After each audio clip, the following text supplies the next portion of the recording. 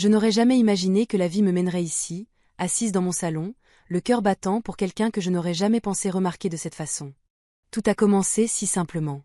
Le meilleur ami de mon fils n'était qu'un visage familier, quelqu'un qui s'était habitué à notre maison au fil des années. Il jouait aux jeux vidéo, mettait le désordre dans la cuisine et remplissait la maison de rires et de bruit. Je souriais toujours en sachant que mon fils avait un bon ami, quelqu'un en qui j'avais confiance. Il était poli, me saluait toujours lorsqu'il venait et me remerciait à chaque fois que je lui offrais quelque chose à boire ou à manger. Il n'y avait rien d'inhabituel chez lui. Sauf qu'avec le temps, il y en a eu. J'ai remarqué son sourire, la façon dont sa voix s'adoucissait quand je lui demandais comment se passaient les cours, ou encore la manière dont il aidait toujours à ranger sans qu'on le lui demande. C'était subtil, facile à ignorer, et je l'ai fait, pendant un temps. Ce soir-là, il était tard. Les garçons avaient regardé des films, mais mon fils s'était endormi dans sa chambre. Son ami était resté, allongé sur le canapé, somnolent avec la télécommande encore dans sa main.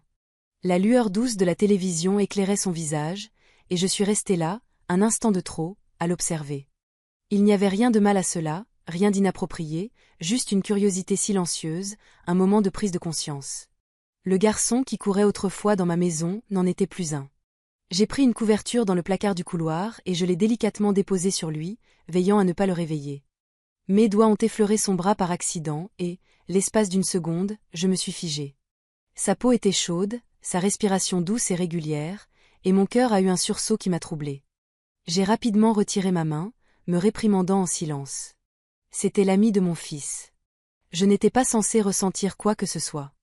Mais le moment est resté avec moi, même après que je sois allée me coucher. Mon cœur refusait de se calmer. Dans les jours qui ont suivi, je me suis surprise à le remarquer davantage, à prêter attention à sa manière de rire, à la facilité avec laquelle il se mouvait dans ma maison comme si c'était la sienne. Je ne savais pas quand cela avait changé, à quel moment il avait cessé d'être simplement l'ami de mon fils, pour devenir quelqu'un que j'avais envie de connaître autrement. C'était à la fois terrifiant et exaltant. Je me répétais que ce n'était rien, juste de l'admiration. Après tout, qui ne remarquerait pas quelqu'un d'aussi gentil, d'aussi naturellement charmant? Mais il y avait autre chose, quelque chose d'indéfinissable, caché sous la surface, dans ces secondes de trop où nos regards se croisaient. C'était dans ces petits moments où il tenait la porte pour moi, ou dans la façon dont il trouvait toujours une raison de rester un peu plus longtemps, même quand mon fils en avait fini avec leur journée. Il n'y avait ni plan ni intention.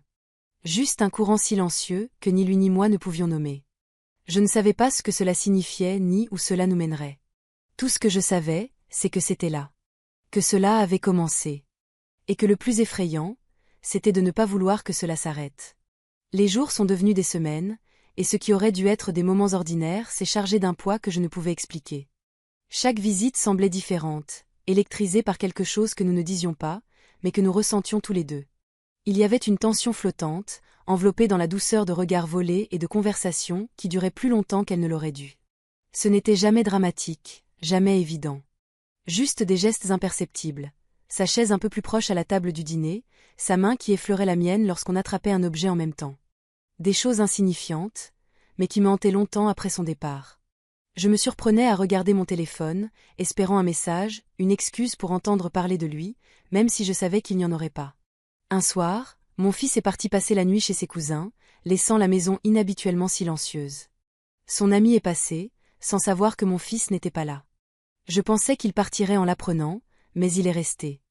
Nous nous sommes assis dans le salon, bercés par le bruit de fond de la télévision, sans vraiment la regarder. La conversation a coulé plus facilement que je ne l'aurais cru, passant de sujets légers à des choses plus personnelles.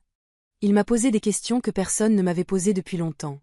Ce que je voulais dans la vie, si j'avais déjà pensé à faire des choses justes pour moi. J'ai été surprise par mon envie de répondre. Par le bien que cela m'a fait d'être vue, non pas seulement comme une mère, mais comme une femme avec ses propres rêves et désirs. Il n'y avait aucun jugement dans ses yeux.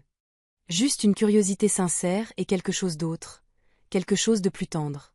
À un moment donné, il s'est de nouveau allongé sur le canapé, tout comme avant, mais cette fois, plus près de moi. Sa respiration est devenue plus lente, ses paupières lourdes. Ça aurait dû être un moment comme un autre. Rien de spécial. Mais l'air s'est alourdi, chargé d'une tension que je ne pouvais plus nier. J'ai pris la couverture et je l'ai drapée sur lui une fois de plus. Mais cette fois, ma main est restée une seconde de trop, mes doigts frôlant son épaule. Il a légèrement bougé, ses yeux s'ouvrant à moitié, et, pendant un bref instant, nous nous sommes juste regardés. Aucun de nous n'a parlé. Mais tout ce que nous n'avions pas dit remplissait l'espace entre nous. Mon cœur battait si fort que j'étais sûr qu'il pouvait l'entendre. Mais il s'est contenté de sourire. Pas un sourire nerveux. Un sourire d'intimité, de compréhension. Comme si nous savions tous les deux que ce n'était plus quelque chose que nous pouvions ignorer. J'ai bondi de mon siège, me réfugiant dans la cuisine, tentant de reprendre mon souffle et de chasser le flot de pensées qui m'assaillait. Mais même à l'autre bout de la pièce, je sentais toujours son attraction. Cette force silencieuse et inévitable qui nous tirait l'un vers l'autre. Je ne savais pas où cela allait nous mener. Tout ce que je savais, c'est que c'était en train d'arriver. C'était déjà commencé, et l'arrêter ne semblait plus être une option. Les jours qui suivirent furent différents, même si rien n'avait été dit à voix haute. Il y avait un changement silencieux entre nous, quelque chose de ressenti, mais jamais directement reconnu. Chaque visite portait un poids, chaque regard durait un peu plus longtemps, chaque silence était chargé de possibilités que ni l'un ni l'autre ne semblions prêts à affronter. Et pourtant, nous continuions à venir, incapables de nous éloigner de ce que cette chose était en train de devenir. Il y avait un réconfort dans cette routine, mais sous la surface, quelque chose de fragile se formait. Je commençais à remarquer sa présence avant même qu'il n'arrive, mon esprit anticipant le bruit de ses coups à la porte ou la façon dont sa voix remplissait la maison lorsqu'il parlait à mon fils. Son ton était léger et enjoué avec lui, mais lorsqu'il s'adressait à moi, il y avait une douceur, une attention que je ne pouvais ignorer. Un après-midi, je pliais du linge dans le salon quand il entra. Mon fils était encore dehors, en train de parler à un voisin. C'était la première fois que nous étions complètement seuls depuis cette nuit où il s'était endormi sur le canapé. Je m'attendais à de la gêne, peut-être de l'hésitation, mais au lieu de cela, tout semblait fluide, comme si nous n'avions plus besoin de faire semblant. Il s'appuya contre le mur, m'observant, et pour la première fois, je ne détournai pas le regard. Il n'y avait plus d'excuse derrière laquelle me cacher, plus de raison de prétendre que je ne ressentais pas cette chaleur qui m'envahissait à chaque fois qu'il était proche. C'était impossible, presque absurde. Et pourtant, c'était bien là. Cette connexion indicible grandissait entre deux personnes qui n'auraient jamais dû se désirer, mais qui, malgré tout, n'arrivaient pas à s'en empêcher. Lorsqu'il parla enfin, sa voix était plus basse, plus mesurée. Il ne me demanda pas pourquoi j'étais silencieuse, ni si quelque chose n'allait pas. Il se contenta de me demander si j'étais heureuse. La question me prit au dépourvu. Non pas parce qu'elle était intrusive, mais parce que c'était la première fois depuis très longtemps que quelqu'un me la posait. Je ne savais pas quoi répondre, alors je ne répondis pas. Mais mon silence suffisait. Il comprit. Il s'approcha, et je sentis l'hésitation entre nous. Non pas par peur, mais parce que nous savions tous les deux qu'une fois cette ligne franchie, il n'y aurait plus de retour en arrière. Sa main effleura la mienne, juste un instant. C'était le toucher le plus doux que j'avais jamais ressenti. Ni accidentel, ni anodin, mais délibéré, dans la plus grande délicatesse. C'était une question, une invitation. Je pouvais l'accepter ou me reculer. Je ne bougeais pas. Lui non plus. L'espace entre nous semblait à la fois trop étroit et infiniment vaste. Mais en cet instant, les mots étaient inutiles. Tout ce que nous redoutions de dire flottait déjà dans l'air, nous enveloppant, nous attirant l'un vers l'autre malgré notre immobilité. Il n'y avait ni culpabilité, ni honte. Juste l'évidence d'un sentiment que nous n'avions pas cherché, mais que nous ne pouvions plus nier. Il n'y eut pas de moment décisif où tout bascula. Pas de grande confession, ni de tournant dramatique. Cela se fit lentement, silencieusement, à travers des instants si infimes qu'ils auraient pu passer inaperçus si nous n'y avions pas prêté attention. Mais nous étions attentifs. Chaque mot, chaque regard, chaque geste anodin s'assemblait pour former quelque chose que nous ne pouvions plus ignorer. Il ne me pressa pas, ne demanda rien de plus que ce que j'étais prête à donner. C'était sa patience dans le silence, sa constance dans sa présence, qui firent tomber les murs dont je ne soupçonnais même pas l'existence. Avec lui, il y avait une sécurité, celle d'être vu entièrement, sans jugement, sans attente. C'était cela qui rendait impossible de faire semblant, pas seulement le désir, mais la certitude qu'il était sans danger d'avoir envie de lui. Mon fils ne remarqua jamais le changement. Trop jeune pour lire entre les lignes, trop absorbé par son propre monde pour s'interroger sur le fait que son meilleur ami restait un peu plus longtemps après qu'il soit allé se coucher, ou sur la manière dont je paraissais plus légère en sa présence. Ce n'était pas un secret, mais ce n'était pas non plus quelque chose que nous savions comment expliquer. Cela existait dans un espace entre ce qui était permis et ce qui semblait juste. Et d'une certaine manière, nous trouvions la paix dans cet entre-deux. C'était une nuit paisible, de celle où les mots deviennent superflus. Nous étions debout sur le porche, L'air était frais mais pas froid.